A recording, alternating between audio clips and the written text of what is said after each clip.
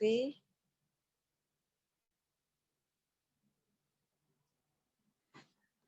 Ok. Bonjour et bienvenue à cette deuxième édition, ce deuxième épisode de Love Talks, l'amour sous toutes ses formes. Je suis ravie de recevoir Audrey Ebenga qui va nous parler des fondamentaux de la relation de couple en Afrique ancestrale. Donc, Audrey Ebenga est coach naturopathe. Elle est la créatrice, la fondatrice d'Afro Naturo et elle est aussi spécialisée en neurosciences. Bonjour Audrey, je suis ravie de te recevoir. Alors, est-ce que tu pourrais nous parler un petit peu de toi, de ton parcours, que les personnes qui ne te connaissent pas te découvrent? Très bien. Bonjour à tous et merci Peggy à ce talk. Donc, je suis Audrey Ebenga, comme tu l'as dit. Je suis la fondatrice d'Afro Naturo. Donc, je suis coach et naturopathe. Je fais ça depuis 3 ans à peu près. Et en fait, moi, vraiment, ma mission, c'est d'aider les personnes qui ne sont pas bien dans leur vie à retrouver leur authenticité au niveau du corps, du mental et de l'esprit. Donc, pour cela, je m'aide de la naturopathie, je m'aide des neurosciences et surtout, je m'aide des techniques, des savoir-faire africains qui répondent en fait parfaitement aux problématiques qu'on connaît aujourd'hui. Voilà. Merci. Et donc justement, donc aujourd'hui, on va parler de la relation de couple. C'est quelque chose qui nous touche tous, qu'on soit en couple ou qu'on soit célibataire. C'est quelque chose de fondamental. Et donc, on va discuter justement avec toi de comment l'Afrique ancestrale, ce qu'elle peut nous enseigner pour nous aider justement à peut-être mieux comprendre notre couple, améliorer nos relations de couple, etc. Donc, je vais te donner la parole. Oui. Je te laisse commencer. Donc, comment est-ce que tu vas nous faire découvrir comment l'Afrique ancestrale peut nous aider à améliorer notre relation quotidienne, ce qu'on a à en apprendre, parce qu'on est malheureusement beaucoup, moi la première, je dois admettre, être assez ignorant en la matière. Donc, je suis absolument ravie justement de te recevoir pour que tu puisses nous en parler. Bon, parfait. Alors effectivement, au début, je vais parler des origines de l'humanité, tout simplement. Parce qu'on sait que l'Afrique, c'est le berceau de l'humanité. Donc déjà, je parle de généralité, puisqu'on est tous potentiellement africains. Et en fait, c'est important de dire que l'amour, c'est quelque chose qui est stable. C'est quelque chose qui ne passera jamais, c'est quelque chose qui est en nous, c'est notre essence, nous sommes des êtres d'amour. Et c'est quelque chose qu'on peut, qui est mis à l'épreuve en fait avec le temps, avec les blessures qu'on peut avoir. Mais c'est quelque chose qu'on doit chercher à chaque fois à retrouver. Et dans ça, il y a l'homme et la femme. En fait. On est vraiment dans la genèse. Il y a l'homme et la femme. Donc la femme, c'est vraiment, ça représente Dieu. Dans beaucoup de religions, on représente la femme comme étant Dieu parce que c'est la source, c'est elle qui donne la vie. Et à côté de ça, avec l'homme, elle a cette possibilité de faire cette union divine. Donc, dans toutes les religions, on parle de la relation entre l'homme et Dieu, mais en fait, à titre au niveau intime, au niveau de l'homme et de la femme, il y a cette union divine qui est retrouvée, cette co-création. Et donc, par rapport à ça, c'est important de savoir que l'homme et la femme sont complémentaires. Ils sont contraires et ils sont complémentaires. Et qu'en fait, le but, c'est de pouvoir trouver l'harmonie, c'est de pouvoir trouver, parce que la femme, elle représente la stabilité, elle représente la justice, la loi, la morale, tandis que l'homme représente un petit peu, donc déjà la force, il représente aussi la dispersion, et en fait, il va jouer ce rôle de protection. Donc, en fait, on voit bien cette côté de complémentarité et que ce sont ces deux polarités qui vont créer l'harmonie dans le couple. Et ce qu'il est important de dire par rapport à ça, c'est que déjà, ce ne sont pas des choses qui sont théoriques, parce que c'est toujours un petit peu le cas. On sait que voilà, le couple, quand on pense au couple, on pense souvent à l'homme et à la femme. Il y a d'autres formes de couple aujourd'hui, mais à la base, c'est ça. Parce que ce sont eux qui peuvent co-créer, qui peuvent créer notamment des enfants. Et par rapport au déséquilibre qu'on connaît, c'est qu'en fait, on a l'habitude de voir c'est un peu l'un contre l'autre. C'est-à-dire que d'un côté l'homme, de l'autre côté la femme, il y a cette histoire de domination, l'homme sur la femme. La femme est énormément stigmatisée, donc on sait qu'elle est comment dire, discriminée beaucoup. elle est discriminée, il y a des problèmes de violence, il y a des problèmes de... Enfin, tout ce qu'on connaît en fait par rapport à ça, la soumission aussi, souvent la femme est soumise, surtout quand on parle de la femme africaine, on l'imagine soumise, n'ayant pas le choix, enfin voilà, elle est pas valorisée et ça c'est problématique. Parce que en fait, ça amène tous les déséquilibres qu'on peut connaître aujourd'hui. Mais par rapport à ça, il est important de remettre les choses dans leur contexte et de savoir qu'il y a, dans tout ça, il y a comment dire, une acculturation. La société telle qu'elle est aujourd'hui, elle est basée sur le modèle occidental. D'accord. C'est la société patriarcale. Donc, c'est l'homme qui domine, c'est l'homme qui donne son nom, c'est l'homme qui transmet, etc.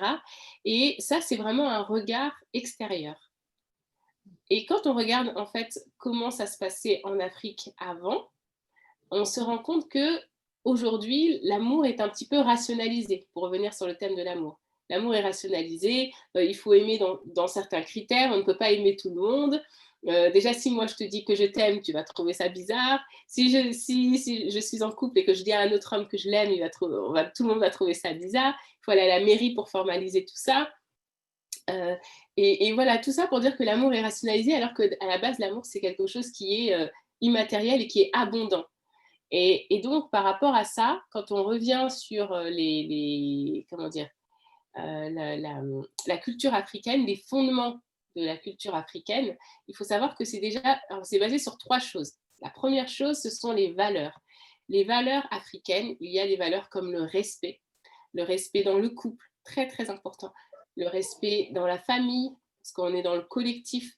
Il y a des cérémonies comme par exemple la dot, je ne sais pas si tu connais la dot. Pour les mariages.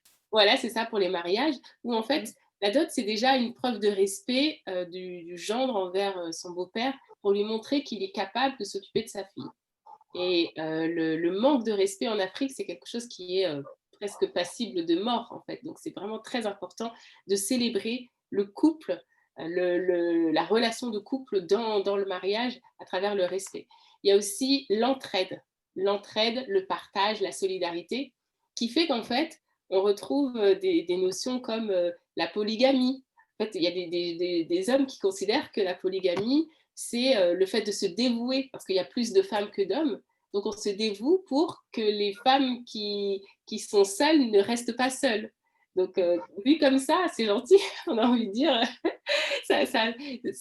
Voilà, c'est une autre manière de voir les choses. Pareil, quand une femme est mariée et que son mari décède, le frère du mari peut la prendre comme épouse, toujours dans cet esprit-là de solidarité et de partage, pour ne pas qu'elle reste seule. Donc, il y a cette histoire de collectif qui montre bien que nous, ici, avec notre regard occidental, on a voilà, encore une fois, c'est rationalisé et on peut voir ça d'un autre regard, alors qu'en fait, c'est basé sur des valeurs. L'autre point par rapport au fondement, c'est l'organisation. Parce que chacun est à sa place. Chacun a sa place à avoir dans le couple.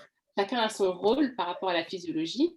Et quand, initialement, comme l'homme représente la force, ben c'est lui qui va plus être amené à aller chasser, à aller ramener la nourriture à la maison, à avoir son rôle de protecteur. Tandis que la femme, elle a ce privilège-là de pouvoir faire la cuisine, de pouvoir s'occuper des enfants. Parce qu'on considère par exemple que la cuisine, c'est une chimie et que tout le monde n'a pas cette capacité à faire cette chimie, transformer les aliments pour que ce soit quelque chose de comestible, quelque chose de nutritif.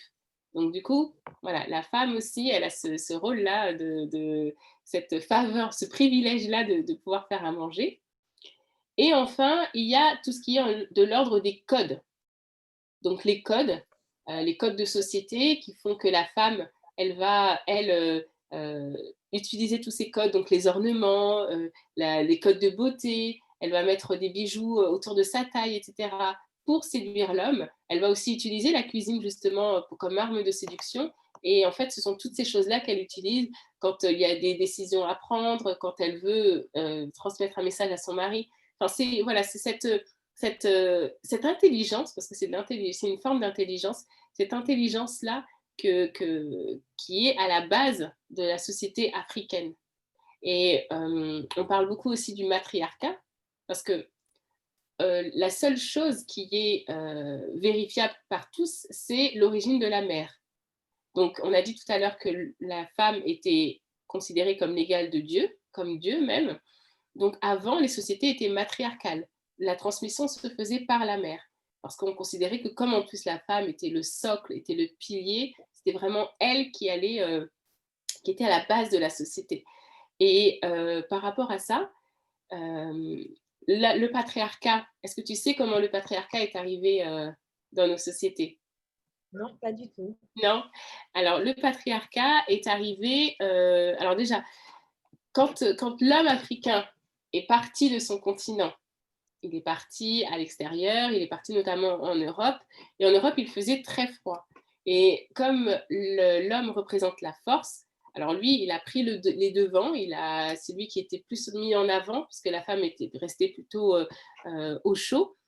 Et en fait, c'est comme ça que l'homme a pris le dessus sur la tradition matriarcale. Et du coup, après, avec les bouleversements qu'on a connus, donc l'esclavage, la colonisation, toutes ces notions-là ont été ramenées en Afrique. Mais à la base, elles ne sont pas africaines. Et du coup, ce qui fait que ben voilà, tout ce qu'on connaît aujourd'hui avec le patriarcat, le fait que les femmes aient à devoir revendiquer leurs droits, alors qu'à la base, c'est elles qui sont au fondement de la société, ce qui fait que ben voilà, tous les déséquilibres qu'on connaît aujourd'hui et tout ce qu'on peut connaître et qu'on peut associer à l'amour, ben voilà, c'est un petit peu mis en, en péril, je peux dire, c'est un petit peu mis de côté parce qu'en fait, on ne sait plus finalement, on ne sait plus quels sont les fondements, on ne sait plus quelles sont les bases et on ne sait plus sur quoi se baser. Donc du coup, moi, je sais qu'au quotidien, ce que je fais, c'est que j'aide les personnes à trouver l'équilibre. Parce qu'encore une fois, au fondement, il y avait un équilibre. Tout ce que j'ai dit tout à l'heure, l'organisation, les valeurs, etc., ça permettait d'avoir un équilibre au niveau de la société. Et, euh, et du coup, aujourd'hui, comment est-ce qu'on peut faire pour retrouver l'équilibre si on veut justement être épanoui dans sa relation de couple, si on veut être épanoui au niveau de l'amour, qu'on soit en couple ou pas d'ailleurs, hein. Ça, c'est vrai que le but, c'est vraiment de rester dans l'amour. Comme j'ai dit, c'est un sentiment d'équilibre. C'est de, encore une fois, trouver ce qui nous correspond à nous, ce qu'on a envie de faire. Se déconditionner, des codes de la société, de tout ce qu'on peut, tout ce que les gens disent, les qu'on dira-t-on, parce qu'on est vraiment, enfin, je ne sais pas si ça te parle tout ça, mais c'est vrai que c'est terrible en fait hein, de voir qu'on ne peut pas faire les choix qu'on veut faire au niveau de l'amour. Et en fait, alors qu'en fait, c'est ce qu'on devrait faire. Donc, si vous voulez être heureux, si vous... Libérer effectivement des conditionnements et puis faire des choix en conscience et puis de véritables choix plutôt que de se laisser, on va dire, influencer ou de tenter de plaire ou de perpétuer une norme qui ne nous correspond pas nécessairement au plus profond de nous, c'est ça. Exactement, exactement. Et de se dire que, en fait, voilà, prendre tout ce qu'on a là, qu'est-ce que je prends, qu'est-ce que je garde, qu'est-ce que je laisse, et après, regarder tout ce qu'il y a autour de nous. Parce que dedans, je vais mettre aussi tout ce qui est en lien avec la génétique. Au niveau génétique, est-ce qu'il y a pas une histoire génétique au niveau de mes croyances, au niveau de ce que je peux croire en vrai, ce que j'ai pu hériter de mes descendants. Donc ça, c'est important. Et puis, en fait, croire que tout est possible. Croire que tout est possible. Arrêter de se dire je ne suis pas normale, je suis folle et j'ai un souci avec ça. Non, non, c'est de se dire voilà, je suis quelqu'un, je suis un être d'amour, je me reconnecte à cet être d'amour que je suis. Et avec ça, je me dis que tout est possible. Donc, qu'est-ce que je veux? Qu'est-ce que je veux vraiment, indépendamment, encore une fois, de ce que les gens pensent de moi, indépendamment de ce que je crois possible, indépendamment, enfin vraiment sortir de cette rationalisation de l'amour dont j'ai parlé juste avant, se dire, voilà, je ne peux pas, normalement, à la base, on ne doit pas se mettre avec quelqu'un parce que, enfin, par rapport à son statut social, par rapport à ci, par rapport à sa couleur de peau, etc. On doit se mettre avec quelqu'un parce qu'on l'aime, parce qu'on a cette attirance avec cette personne-là. Et, oui, et c'est vrai que ça m'a, ça m'a parlé, ce que tu dis, c'est se connecter à l'amour. Et je crois que c'est très vrai, puisque quand on est connecté à l'amour, on a ces inspirations. Et ce qui fait que les choix que l'on fait sont inspirés par l'amour en nous plutôt que des déductions du mental ou un raisonnement logique ou un conditionnement qui devrait faire ceci, qui n'est pas autorisé à faire cela. Il y a une inspiration qui vient de l'intérieur et qui est, à mon sens, dénuée de, en tout cas, c'est pas possible parce qu'après on a toujours les influences égotiques, mais dénuée de cette empreinte très forte de l'ego, des conditionnements culturels, sociétaux, etc. Ce qui fait que c'est une inspiration de l'intérieur, c'est un mouvement de l'intérieur vers Exactement. l'extérieur, vers quelqu'un, vers créer quelque chose. C'est ce que Mhm. je trouve absolument magnifique. Mais sinon, pour en revenir aux fondamentaux et aux valeurs de l'Afrique ancestrale, comment est-ce qu'on peut prendre justement ces valeurs et les appliquer dans un couple, entre guillemets, moderne, enfin moderne dans le sens actuel, parce qu'on n'est Mhm. plus au temps de l'Afrique ancestrale. Et Donc, comment on oui. peut utiliser justement ces valeurs-là de nos jours, comment ça peut s'appliquer, se traduire dans la vie de tous les jours de monsieur et madame tout le monde, en fait. Mm. Alors, déjà, j'ai envie de dire, pour répondre à ta question, ça va être vraiment être soi. Être soi parce que moi, je suis passionnée par l'être humain et je suis convaincue que l'être humain sait ce qu'il a à faire. Et c'est vraiment le fondement de mon accompagnement, c'est d'aider les gens à retrouver leur essence propre. Parce que je veux dire, ce serait facile de donner des conseils théoriques, tu vois. Après, il faut pouvoir les appliquer dans sa vie. Donc, hum, tu vois, j'ai des personnes que j'ai rencontrées il n'y a pas longtemps qui parlaient justement de l'amour et qui montraient à quel point elles avaient fait ce que leur disait leur cœur, ce que leur dictait leur cœur. Voilà. Le fait de connaître en fait tout ce qui se passait au niveau ancestral, ça permet d'avoir peut-être des indications ou des balises, tu vois, de se dire, bah voilà, où est-ce que j'en suis au niveau du respect dans mon couple, où est-ce que j'en suis au niveau de l'entraide, comment je suis avec mon conjoint. Déjà, se poser la question à soi pour après, en fait, faire le point et pareil, voir au niveau de son conjoint, comment est-ce que mon conjoint est avec moi. Est-ce que je me sens bien dans la façon dont il me traite? Est-ce qu'il y a des choses que j'ai envie de réajuster? Parce que tout est question de réajustement. Et encore une fois, quand je parlais des codes qui étaient utilisés dans l'Afrique ancestrale et qui sont encore un peu utilisés dans l'Afrique aujourd'hui, notamment bah, les bijoux de taille, tout ce que l'encens que les femmes mettent, etc. La cuisine, la manière dont elles s'occupent de leur mari, elles se disent bah, tiens, je vais servir mon mari, etc. parce que ça lui fait plaisir. Et de la même façon, elles vont placer une question un petit peu difficile pour que la personne puisse être le plus favorable possible pour entendre cette question. C'est ça aussi, c'est favoriser au maximum la relation de couple pour pouvoir la faire s'épanouir, tout simplement. Et encore une fois, c'est là l'importance du déconditionnement, parce que je prends cet exemple-là de servir son mari. Tu vois, de Oui, servir son mari, oui, c'est très, je veux dire, c'est très mal vu parce qu'on se dit non, mais non, attends, si c'est ça, après, qu'est-ce que ce sera plus tard, etc.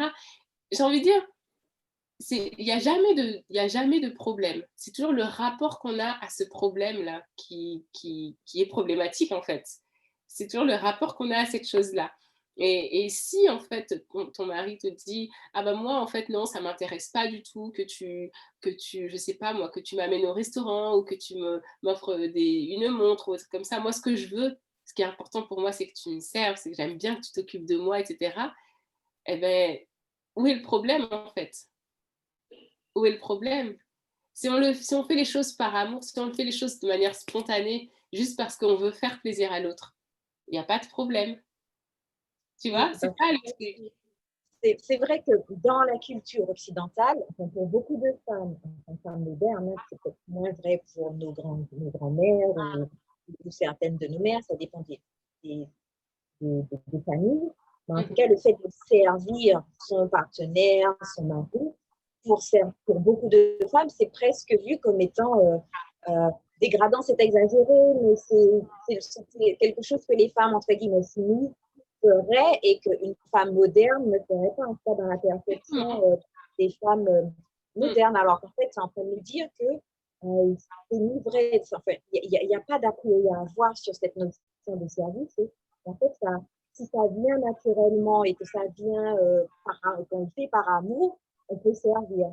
Après, c'est vrai que je me suis posé la question parce que je t'avais entendu, je ne sais plus je t'avais entendu parler de cette notion de service et je me suis dit, je comprends tout à fait que des femmes le fassent par amour, mais à quel moment ça devient, pour moi, la limite, c'est à quel moment ça devient aussi une obligation et que ce n'est plus par amour.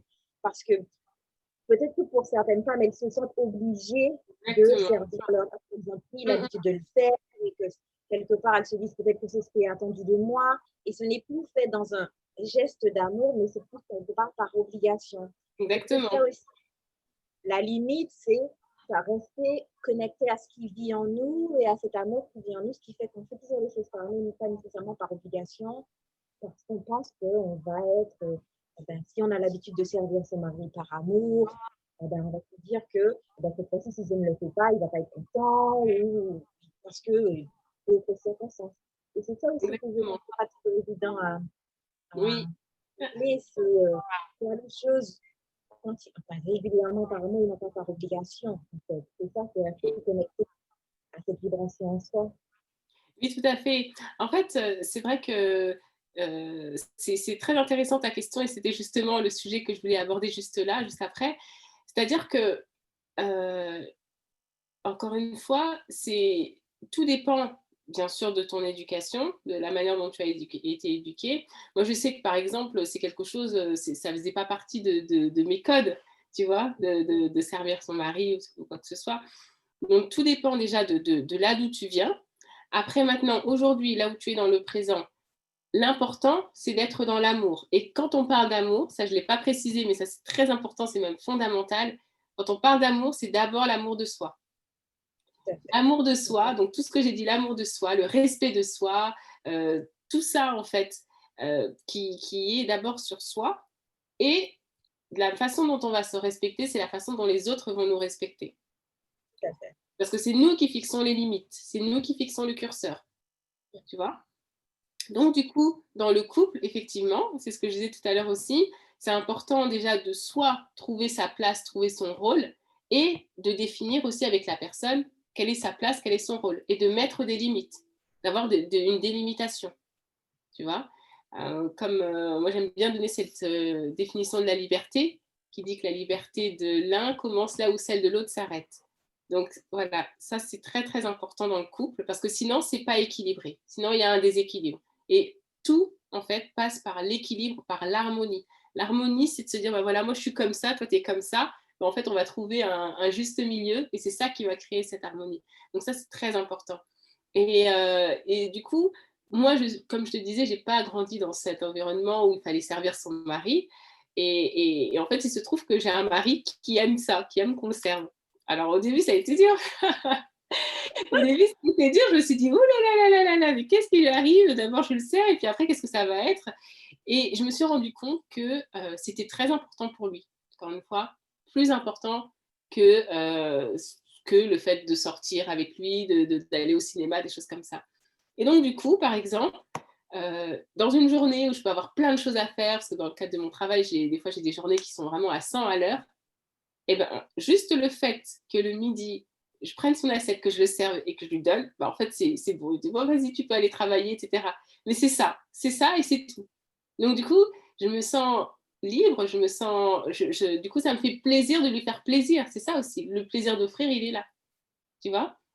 Et ça me rappelle un petit peu, tu sais, ces codes de l'amour, pas les codes de l'amour, mais cette façon qu'on a de prouver, de manifester notre amour. Il y avait quatre façons. Il y a des personnes, c'est les cadeaux, d'autres, c'est des moments partagés. Tu as entendu parler de ce qui fait que pour ce qui est important pour moi, pour montrer mon amour et recevoir de l'amour, ce ne sera pas nécessairement pour mon couple. Et ça me rappelle un petit peu ce que tu dis, en fait. Parce que Oui, peut-être pour mon partenaire, ben, c'est un geste d'amour important que d'être servi. Et donc voilà, alors qu'après, il n'en a rien à faire des cadeaux. C'est comme moi, par exemple, effectivement, je me dis, moi, je suis pas quelqu'un du tout cadeau. Quoi. Si on ne fait pas de cadeau, c'est absolument pas important. Je n'ai pas besoin qu'on m'offre. Mais il y a des femmes pour lesquelles c'est important. Moi, je exactement. préfère, pour moi, ce qui est important, c'est les moments de complicité, c'est vraiment le temps partagé, la qualité du temps partagé. Mhm. Donc effectivement, apprendre à connaître son partenaire pour comprendre ce qui est important et comment lui, il reçoit et il donne de l'amour, il reçoit, il a envie de recevoir et de donner de l'amour. C'est Et donc, ça, tout à fait. C'est c'est ça. ça. Et puis du coup, en fait, dans tout ce qui constituait mon mari quand je l'ai connu, bah, il y a des choses qu'il a laissées et il y a des choses que moi aussi j'ai laissées. Et en fait, on a créé une harmonie par rapport à ça. Et c'est ça le plus important. Et c'est pour ça que, encore une fois, chacun a sa vision des choses. Comme tu dis, en fonction des affinités, chacun a sa vision des choses. Mais le respect, il est pour soi et il est pour l'autre aussi. Tu vois, de se dire, je veux dire, moi, je sais que je pourrais le vexer en lui disant, maintenant, j'ai pas envie de te servir, tu vois. Donc, c'est ça, se respecter soi et respecter l'autre. Et encore une fois, quand on reste dans l'amour, quand on est vraiment centré sur son cœur, ben, on fait les choses, voilà, on fait les choses sans réfléchir et sans connotation, sans arrière-pensée, sans rien du tout. Et puis c'est vrai aussi que c'est une question de sens, puisque je me rends compte effectivement, rien n'a de sens en soi. C'est-à-dire que nous qui plaçons un certain sens sur des actions, c'est-à-dire que par exemple, pour certaines personnes, le fait de servir, ça veut dire je te donne de l'amour, et pour d'autres personnes, le fait de servir, ça veut dire je me rabaisse, quoi. Et donc, le fait de servir en soi, quelque part, servir un plat, quelque part est neutre, et après, c'est nous qui plaçons un sens dessus en fonction de notre culture, de notre famille, etc., etc. Tout à Mais en soi, ça n'a pas de servir un plat, ça n'a pas de sens en soi, parce qu'on sert bien un plat à nos enfants, ça ne pose aucun problème. Bon, je ne dis pas, je me rabaisse en servant un plat à mes enfants, et on le Oui, fait naturellement. Et tout c'est à vrai fait. qu'après, ça aussi, se rendre compte qu'en fait, ça dépend de nos conditionnements des perceptions que l'on a C'est ça, c'est des ça. choses. Et c'est là aussi ce qui est important, tu touches à quelque chose qui est aussi important, c'est bah, du coup, qu'est-ce que ça évoque? Tu vois, on dit que que le partenaire est notre miroir. Et que souvent, en fait, moi, je suis persuadée que justement, l'harmonie, c'est entre deux contraires et que notre conjoint représente toutes ces parties de nous qu'on n'a pas forcément envie de voir. Et que du coup, si on est dans un justement, si ça pose problème, le fait de servir, ce serait intéressant de travailler en coaching, tu vois, pour essayer d'aller creuser, voir qu'est-ce que ça évoque chez la personne. Pourquoi est-ce que ça te gêne? Qu'est-ce que ça t'évoque? Et après, des fois, on retrouve des choses, mais qui sont complètement irrationnelles. Et c'est OK, hein, encore une fois, hein, c'est vraiment dire que, insister sur le fait que ce soit OK. C'est OK parce que ça aide à grandir, à évoluer. Si tu te rends compte que c'est parce que tu as une blessure profonde, parce que tu as vu, je ne sais pas moi, quelqu'un servir son partenaire et au final, la personne a eu, je raconte n'importe quoi, a été violentée par son partenaire, a même été tuée par exemple par son partenaire, bah forcément tu vas garder ça en toi et quand on va te présenter l'occasion ou pas de servir ton conjoint, il y a tout ça qui va revenir. Et c'est ça, en fait, quand je parlais des blessures qui nous font nous éloigner de l'amour, c'est un petit peu tout ça, en fait. Effectivement, et c'est très intéressant. Et pour moi aussi, c'est ça le truc. C'est-à-dire que, comme tu dis, c'est un reflet, ça nous reflète des choses. Donc, nous, ça nous permet de conscientiser des douleurs ou des blessures dont on n'a pas conscience. Ça nous permet aussi de guérir ça, parce que je crois que malheureusement ou heureusement, on veut dire, parce que c'est parfois désagréable, mais notre partenaire, il va appuyer sur des points, consciemment ou inconsciemment, il va appuyer sur des points douloureux pour qu'on puisse prendre conscience qu'il est temps de guérir ça, justement. Et effectivement, le fait de servir, ça peut venir réveiller des choses en nous. Exactement, tout à fait. Et c'est ça qui est intéressant. Et il y a encore d'autres choses. Il y a par exemple, tout à l'heure, je parlais de la polygamie, tu sais, la polygamie. Et en fait, on se dit, ah ben la polygamie, c'est une marque de soumission un petit peu pour la femme en Afrique. Moi, je suis pas dans une relation polygame, hein, je le précise. Mais et je sais pas comment je réagirais si j'étais, si c'était le cas. Mais en tout cas, voilà, cette idée de solidarité et d'entraide, se dire que les hommes se disent: «Bah, voilà, moi je vais me dévouer pour, prendre 2, 3, 4 femmes pour que, il y en ait pas qui restent toutes seules». Ça, c'est encore beaucoup connoté quand on a un point de vue occidental. Alors en Occident, on voit enfin voilà, on fait quand même l'apologie quand même de l'infidélité. On sait que ça existe, on sait que c'est presque banalisé, c'est presque normal. Et pourtant, si on dit bah voilà, lui c'est un coureur de jupons, il a 3-4 personnes avec qui, dont il court les jupons. Et en fait, on prend de l'autre côté, on va prendre la personne polygame, on va considérer qu'il y en a un pour qui c'est normal d'être dans le secret, dans la cachotterie ou quoi que ce soit, et l'autre pour qui c'est pas normal. Tu vois? Donc c'est encore une fois, ce qui est important, c'est de voir la différence de point de vue et de se dire qu'on ne peut pas juger. On ne peut pas juger les situations parce que du moment qu'on est dans l'amour, du moment qu'on fait les choses spontanément, dans l'amour, bon, l'infidélité, c'est pas top parce que c'est caché, c'est pas évident, mais voilà, je sais pas si tu comprends ce que je veux dire par rapport à ça. Oui, parce en fait, on juge de l'extérieur avec nos valeurs, notre vision occidentale. On n'arrive pas à se mettre à la place de la personne et de voir, eh ben, si la personne elle est heureuse comme ça, c'est quoi le problème, quoi. Oui, Et donc, il faut pouvoir vraiment se rendre compte de ce que c'est la polygamie. Il faudrait la connaître un peu plus de l'intérieur et en tout cas connaître la culture. Parce que si, c'est sûr que depuis notre vision occidentale, on ne peut pas comprendre la polygamie avec notre mode de fonctionnement, notre mode la société est structurée différemment, les familles sont structurées différemment.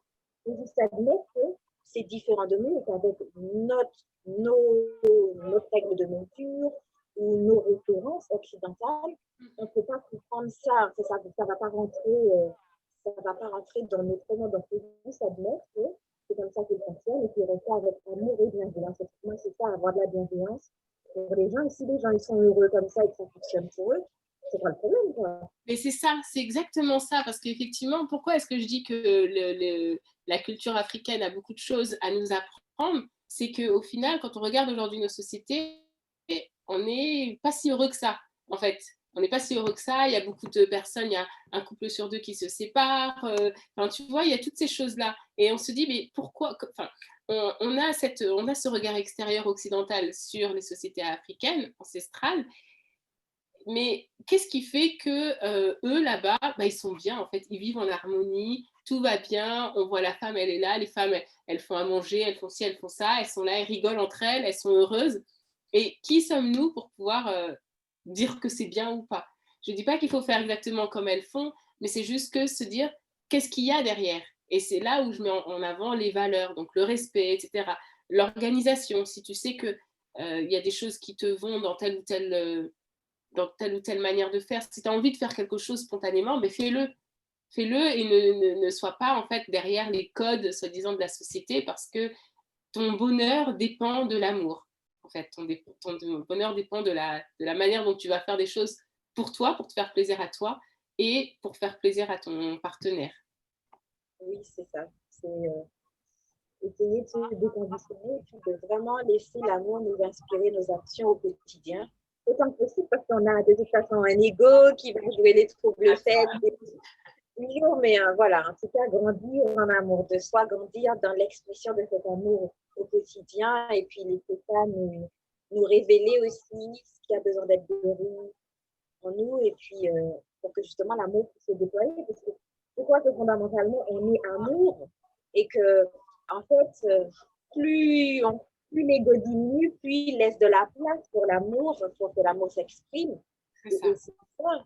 Donc c'est comme si c'est un flot d'amour mais il passe par un tout petit tuyau, il passe par un tout petit tuyau parce que l'ego, il lui laisse qu'un tout petit tuyau pour passer. Et puis on enlève l'ego, puis il grandit, grandit, grandit, grandit, et on lui fait de la place pour qu'il puisse s'exprimer, entre guillemets. Exactement. Et c'est ça qui est pas facile au quotidien, mais en même temps, c'est magnifique. Je trouve que c'est un chemin d'amour, c'est un chemin magnifique. Ah oui, Après, quand c'est il est fait consciemment, en tout cas, c'est un chemin magnifique. C'est vraiment magnifique, effectivement. Donc, voilà, laissez le chemin fleurir, ce chemin magnifique fleurir. Laissez l'ego, alors, comment dire? L'ego, c'est notre ami. Ça, c'est important de le dire aussi, hein. L'ego, c'est notre ami. C'est juste que l'ego, il est commandé par la peur. Voilà. C'est plus la peur qu'il faut, sur laquelle il faut travailler en lui donnant de l'amour. C'est ça, en fait.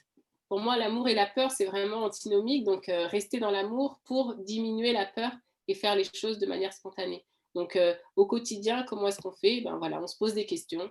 Qu'est-ce que, qu'est-ce que j'ai envie de faire? Qu'est-ce que j'ai vraiment envie de faire si j'avais pas toutes ces peurs, si j'avais pas toutes ces croyances, si j'avais pas toutes ces, enfin, la peur aussi de ce qu'on va dire, etc. Si vraiment, voilà, dans cet amour que j'ai pour mon partenaire, qu'est-ce que je peux faire? Jusqu'où je suis capable d'aller? Et c'est OK, en fait, parce que c'est le moment présent qui compte. Donc, je fais ce que j'ai à faire là. Après, je ne suis pas coupable de la manière dont la personne va réagir. En tout cas, voilà, j'ai fait ce que je pensais être bien. Et voilà, c'est OK. Bon, super, merci beaucoup Audrey. On va clôturer cette interview. J'ai été ravie de te recevoir. Alors, une dernière petite chose, si tu as une dernière petite chose que tu voudrais partager avec les auditeurs et les futurs auditeurs, donc c'est le moment et puis on va clôturer. D'accord, super. Ben, rester dans l'amour, voilà, c'est ce que je dis tout le temps, rester dans l'amour.